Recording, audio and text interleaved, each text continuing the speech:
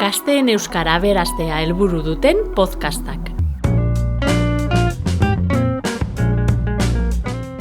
Asteak beti gogorrak. Peru eta Xarif, autoz dabiltza Bilbon bueltaka Xarifek gidatzeko baimena atera duela ospatzen. Solasaldiaren ondoren, hizkuntzari buruzko hainbat argibide entzungo dituzue.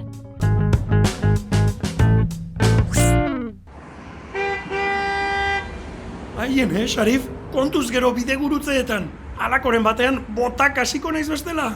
Ez duzu ikusten urduri nagoela? Bai, badakit, baina esan liteke autoeskolan ikasitako guztia ahaztu egin duzula. Keinukari eskerrerantz eman eta eskuinerantz egin dugu plaza biribilean. Ez dakit zergaitik jotzen didan bozina alboko kotxekoak. Beraren bidea oztopatzen ari zarelako? Nola oztopatuko dut beraren bidea neuruean banoa? Niri esan bai, baina zeu zaudezu urduri. Xarif, berriro jo dizu bozina eta lehen... Bai, lehen keinukariarekin erratu egin naiz, baina orain ondonoa.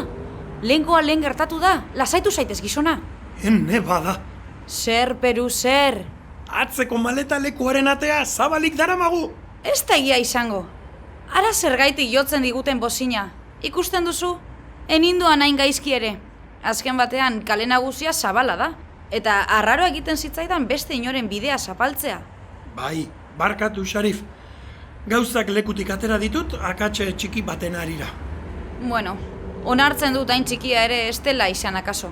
Baina egia da, ez zarela momentu batean ere lasai egon autoan sartu zarenetik. Arrazoi duzu, ea, gelditu hemen. Eta neuk itxiko dut atzeko atea. Ara, mesede hori egitea merezi duzu. Barkamen eskaera onartzea gura baduzu behintzat, hartxandaraino joan behar dugu txokolate atxurroekin hartzera. Hartxandaraino orain? Eta zeukidari zarela? Barkatu, Xarif, baina... Zer esan dugu, Peru? Lasaitu egin behar duzu.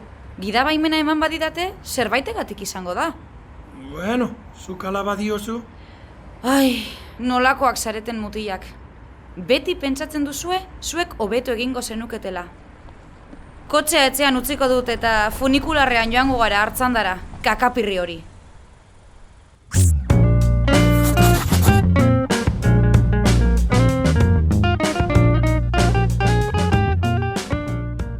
Entzun berri dugun solasaldian, Peruk zera esan du. Botak hasiko naiz bestela? Esaldian aipatzen diren gauzen artean aukeratu beharra eskatzen du. Gehienetan, esesko baldintza kutsua edukitzen du. Hau da, lehenengo esaldian esaten dena betetzen espada zer gerta litekeen zehazten da bigarrenean. Ona beste adibide batzuk. Ten posibilidadia txarto amaituko du bestela. Lapurtu duzuena bihurtu, zigortu egingo zaituztete bestela. Bestalde hauxe dio Peruk. Beraren bidea oztopatzen ari zarelako? Testuak idaztean zein hitz egitean, bere, haren eta beraren formak nahastu egin ohi ditugu. Hirurek egiten diote erreferentzia aurretik esandako zerbaiti, baina ez dira sinonimoak. Haren erakusle soila da. Beraren indartua edo berretua, eta bere bihurkaria, genitibo bihurkaria. Miren haren etxera joan da, lehen aipatutako norbaiten etxera alegia. Miren beraren etxera joan da, lehen aipatutako norbaiten etxera adierazten du honek ere, baina modu berretu edo indartuan. Miren bere etxera joan da, mirenen etxera alegia. Askok ez diote ordea sistemari jarraitzen. Bere bihurkaria erabiltzen dute sarritan beraren erabili ordez. Hartara, honetan ere, bere gehiegi erabiltzen da. Horrez gain, honako hau ere entzun dugu Peruren ahotik. Gauzak lekutik atera ditut? Egitura horrek gauzak mugara eramatea esan nahi du. Dagokion jarrera ez izatea.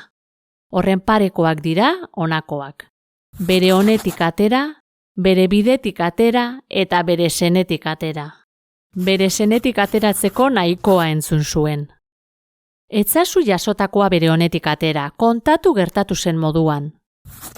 Eta azkenik Xarifek beste hau esan du.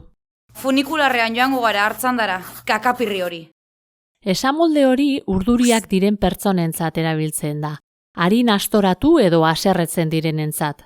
Horren parekoak dira honakoak: urduri, artega, saspiki, odolbizi.